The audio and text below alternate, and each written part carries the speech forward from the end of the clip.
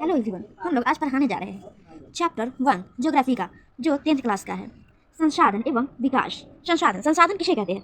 संसाधन वह है जो हमारे पर्यावरण में उपलब्ध प्रत्येक वस्तु जो हमारी आवश्यकताओं को पूरा करने में प्रयुक्त की जा सकती है और जिसको बनाने के लिए प्रौद्योगिकी उपलब्ध की जरूरत है और जो आर्थिक रूप से संभाव्य और सांस्कृतिक रूप से मान्य है, संसाधन कहलाती है।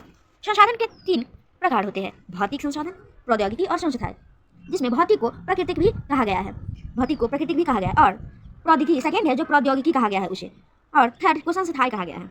अब हम संसाधनों का वर्गीकरण के बारे में पढ़ने जा रहे हैं कि संसाधन का वर्गीकरण क्या होता है। उत्पत्ति के आधार पर जैव और अजैव संसाधन होते हैं और सांप्यता के आधार पर नवीकरणीय और अनवीकरणीय योग्य हैं, और स्वामित्व के आधार पर व्यक्तिगत और सामुदायिक, राष्ट्रीय और अंतर्राष्ट्रीय होते हैं।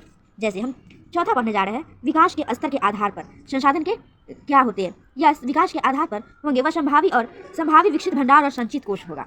और हम लोग आगे पढ़ने वाले हैं कि उत्पत्ति के आधार पर संसाधन का वर्गीकरण कैसे किया जाता है।